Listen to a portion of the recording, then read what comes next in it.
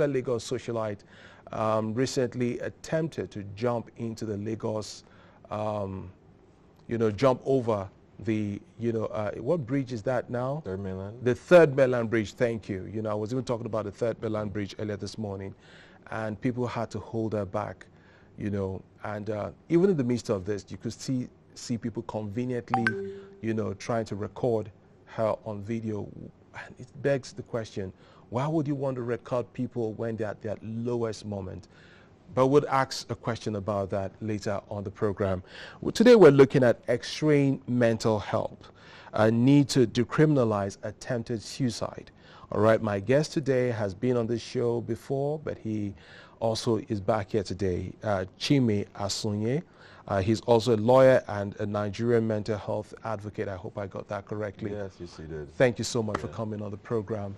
I have been in situations where I was with a gentleman, then back then in Kaduna where I used to work, sorry, I was almost going to mention his name, but then cool, happy dude, playing songs, a DJ and all of that, and then all of a sudden one day we came to work, only for people to hear that, look, he attempted suicide. The popular tapiapia, like they call it. Yes, we're told he drank parts of it and stuff like that. Yeah.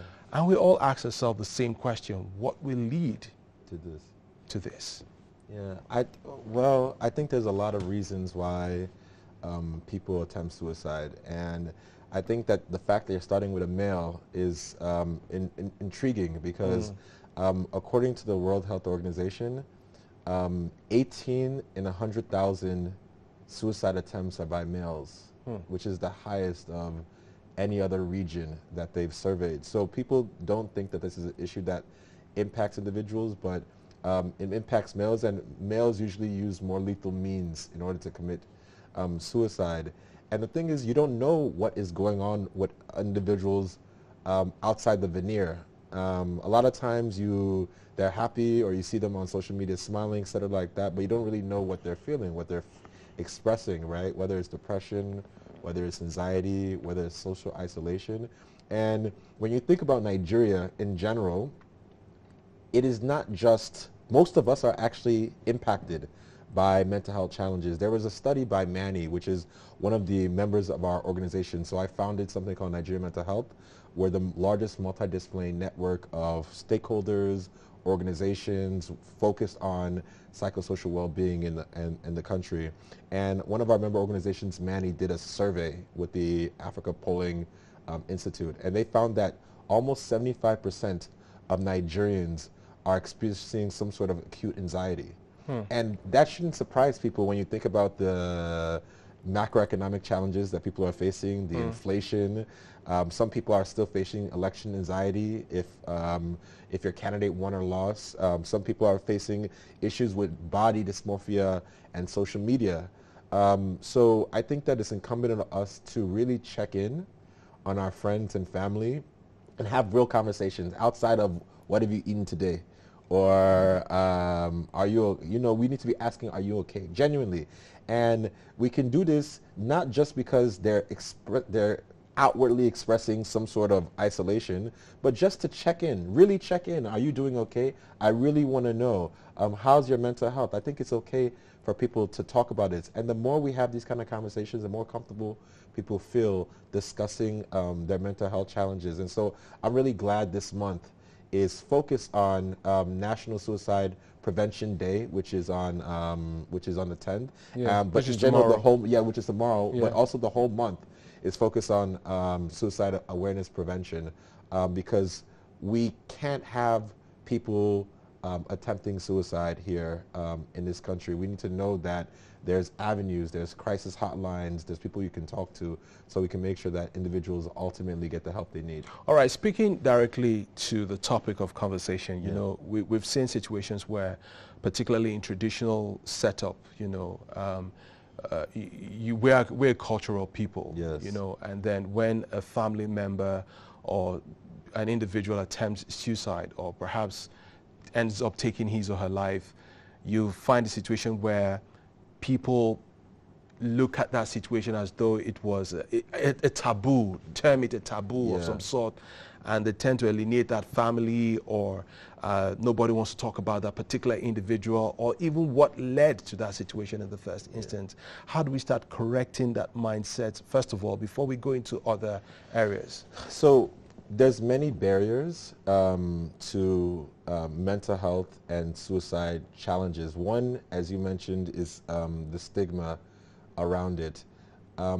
Most people, when they think of somebody who has a mental health issue, Nigerians, they think of somebody running around mad, someone talking to themselves, someone hurting themselves, etc. like that. And just like your friend that you gave the example of the other day, he was fine. He wasn't running around mad, I'm sure. Yeah. He was a cool guy, right? So our popular conception, and this is not me making this is based on a study, actually said that that's what most Nigerians believe of. This, and of the top 5 issues when it comes to popular consumption of mental health, 2 of them have to do with faith. So you say that it's not even the person's challenge, maybe it's God condemning them and things like that. So the issue is that we need to really normalize these conversations and destigmatize the issue. And the only way we destigmatize the issue is when individuals who are have social capital and clout come out and talk about their mental health challenges, come out to say that it's okay. I'm really glad that we have different individuals who've started to discuss some of their mental health issues. There's a lot of people from the Big Brother is one of the biggest things. From our records, around 10 to 11 of the cast have talked about their mental health challenges, have talked, even one person left, as you know, left and said that this is harming my mental health issues. So we need to destigmatize it. And the only way we destigmatize it by normalizing these conversations, right? We need to understand that it's not just an act of God, but mental health is on a spectrum. It has to do with social, emotional, and psychological well-being, right? And some people are in acute crisis, but some people are going through smaller challenges, and it's okay to have those kind of conversations. So I think that we need to also get the actors involved. We can't be talking about mental health without talking to the gatekeepers, like the faith rulers, the traditional rulers, etc. So I'm really glad that we have one of our members in our member organizations. They have a community, Amadu Health Foundation. They're based in they're based in Abia. Okay. And what they do is that they have a community mental health resources, and they also reach out to faith leaders, right? The Methodist Church and things like that. They go out and do trainings, and once you do trainings, people within the community start recognizing individuals' challenges and help referring them to get the proper care they need. We also need to get this at the grassroots. So one of the things that the new national, so we people may not know that there's a Mental Health Act that my organization and other partners, professional organizations came together. It was a 2-decade struggle. But at the end of last year, a new Mental Health Act passed that gave a new terrain of rights. One of the things it stipulates is that public health facilities should mainstream mental health, so it comes to the community level. Okay. Right now, my organization and others are working with the Federal Ministry of Health to try to implement that Mental Health Act to make sure people get the resources they need at the grassroots, because there's a human capacity challenges. We don't have enough psychiatric nurses. We don't have a proper referral network. We don't have the proper task force at the national and subnational levels, and at the local levels. When we start getting these, we'll start getting the resources to the people to get the support that they need. Wow, interesting. You know, earlier on, I recall a couple of years ago, I just got into the studio and, you know, started talking over the radio, and I eventually opened the lines. Yeah. And in the beat of the conversation, a gentleman called me and told me outrightly that he was going to take his life. He told me outrightly, he didn't mince words. He told me he was going to take his life. And I paused for a minute and for a second and asked him why he would consider that in the first instance. And he told me something simple, that everybody's taking from him. Everybody's taking from him. Everybody expects him to be this, to be that, and all. Nobody ever bothers to ask him, how are you doing? You know, what's going on with him? Nobody ever bothers to ask him that question. And he said he wants to end all. Now, what I did at that instant, fortunately, I have a friend who is in this space, And I immediately had to put this guy on hold and call him and link them up together. Now, why I gave this instance, because I am not an expert, you know, but I have noticed that sometimes when these conversations come up, people want to immediately start profiling solutions, you know, even though they don't have the capacity. This is my thinking. I feel they don't have the capacity, you don't have the know-how, you know, they want to start, and as a result of that, they quickly go into, for the religious people, recommending pastors or imams and all of that. So what is the best approach? Now, I'm not saying what I did was the best approach, but I'm saying what is the best approach when you even encounter an individual who is in the act of committing suicide or just want to take his life, basically? Yeah, I think that that's a great question. And there's so many thoughts I have around what you said. So the first thought is that you're not an expert. How do we get proper help to the people who need it? And one of the issues we have facing this country is that people are not experts in their practicing mental health. And so for me, I'm a mental health practitioner, but I know I'm not a therapist. I know I'm not a psychologist, right? I have training in lay counseling and things like that. So, but I want to get you the help you need. So I would first like to say that if anybody is experiencing any type of issue or challenge, you can visit our website, www.nigerianmentalhealth.org. And on our website, we have crisis hotlines. So we have individuals within Lagos and Abuja, for instance. There's sub-national hotlines, but also if you're anywhere else in the country, you can talk to any of our member organizations like Serpin, She Writes Women, etc., like that, of the Sunshine Series, and you can get the help you need. I actually referred somebody just the other day who's a personal friend of mine to these hotlines. They got the help they need, and now they're seeing a therapist. So the help is out there for anybody who needs it. So that's the first thing. There are crisis hotlines, and it's really great that the people like you in the media are giving access and amplifying these spaces so people can get access to the resources that they need. The second thing is that with Nigerian mental health, what we're trying to do is amplify best practices. So what we do is that we have these things called network conversations, and we take best practices within the network and we share. The other day we featured a model that I mentioned the other day from Abia State, because we're trying to feature effective community mental health. This month what we're featuring is crisis hotlines. How do you create a crisis hotline? What are the bottlenecks? What are the challenges? What works and what doesn't work? Because there are different types of crisis hotlines. For instance, Manny, our organization, they have crisis hotlines, and it functions based on WhatsApp and text because people engage in that mechanism. We have other individuals that focus on phone calls. So there's different approaches, what works, what doesn't. We want to amplify what works because as we implement the Mental Health Act, there's a lot of lack of regulation, so we need people to get the support they need.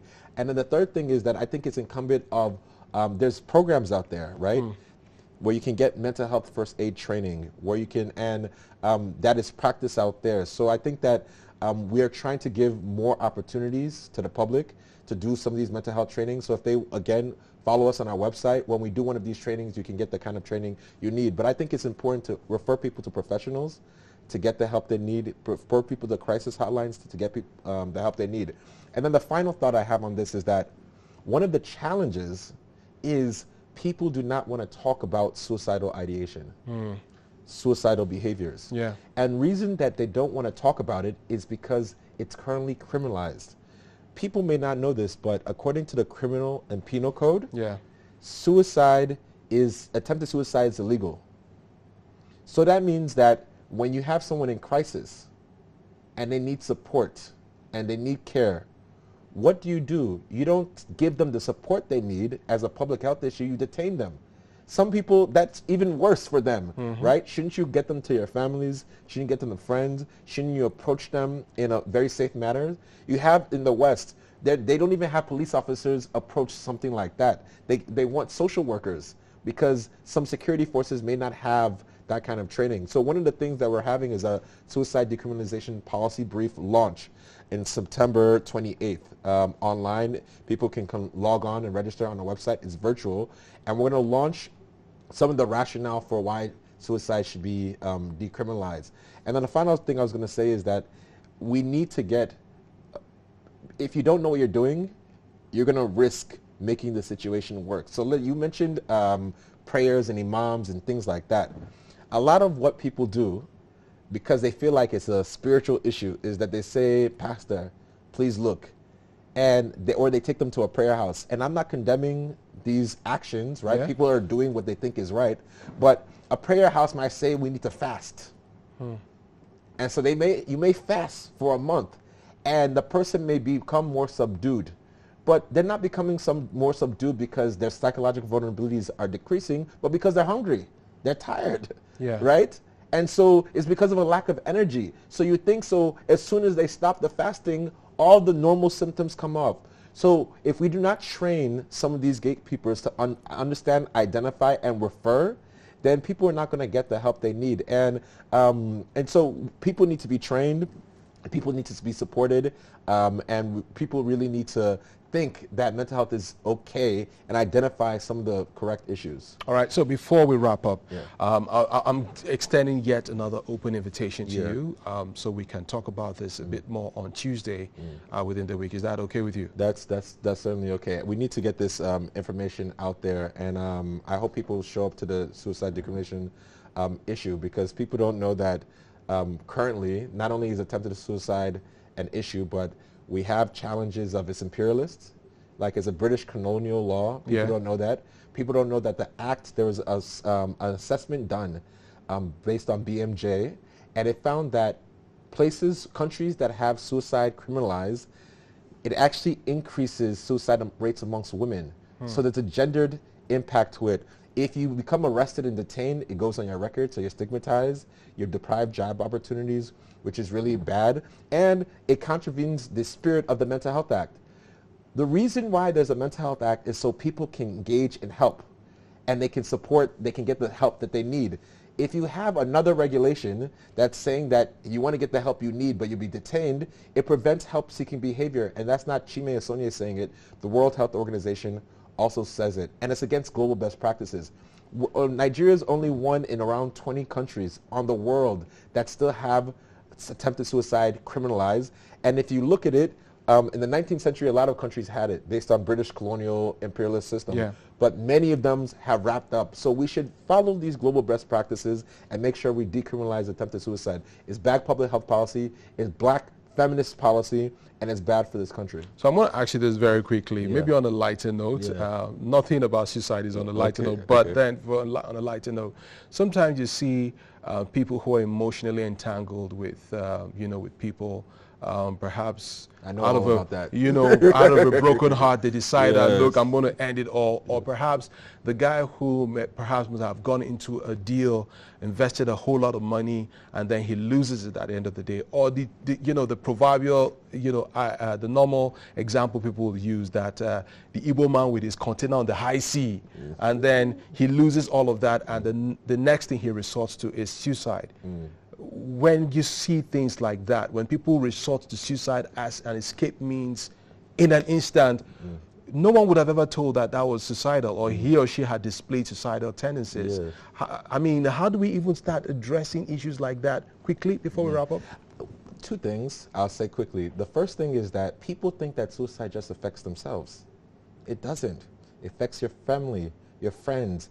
Your suicide can potentially cause a contagion effect where other individuals feel like they need to take because of the loss, the grief, the PTSD. So you need to think about suicide as not just being about your what's going on with you, but also how it impacts. There's a study done for 30 years.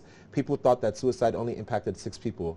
More research says that suicide impacts 100 plus in terms of people who know you, are impacted by it. So that's the first thing. And the second thing is that people need to know that there's help out there, right? Through crisis hotlines and things like that. So if you don't know that there's help, then you feel like suicide is the only escape. But the stress, the emotional turmoil, the social isolation that it causes, we need to make sure that you know that we're all part of the entanglement that you said emotionally. We're all part of an entangled human community. What you do affects many hundreds others. So we need to make sure that we all look out for each other. And ultimately, if we do, then I think that we'll all be resilient. We're all resilient. We're Nigerians. If we can't, we see everybody, I don't have to talk about what we're going through right now, but we're surviving right now. So if we can survive what we're seeing today, then we can survive what we're seeing tomorrow. And just think about what's on the other side of tomorrow. what's the other side of tomorrow is blessed with possibilities. You don't know unless you really affirm your own life and make sure that you get the help you need. Awesome conversation, and like we have, the guest will be coming back here on Tuesday, and we're going to, dig deeper and talk about this, create more awareness out there. There was something he said earlier when he started, and this is not about, it's not a gender war, not to say that, but then more men have committed suicide and are prone to commit suicide. The records, this is not me saying it, he's not even the one saying it, it's as a result of her research. But hopefully we're going to make some noise about this and ensure that it goes out there and we start taking these things a bit more seriously. So I'd like to say many thanks to Chime Asunye for coming on the program once again. He's a lawyer and a Nigerian mental health advocate. My name is Aaron Dunainga. Thank you so much for listening to this topic, X-raying mental health, need to decriminalize attempted suicide. We'll be back with another interesting edition of the program, same time, same station, next week from Monday. But Chime will be back here on Tuesday, so make it a date, all right? So have a blessed weekend. Bye-bye for now.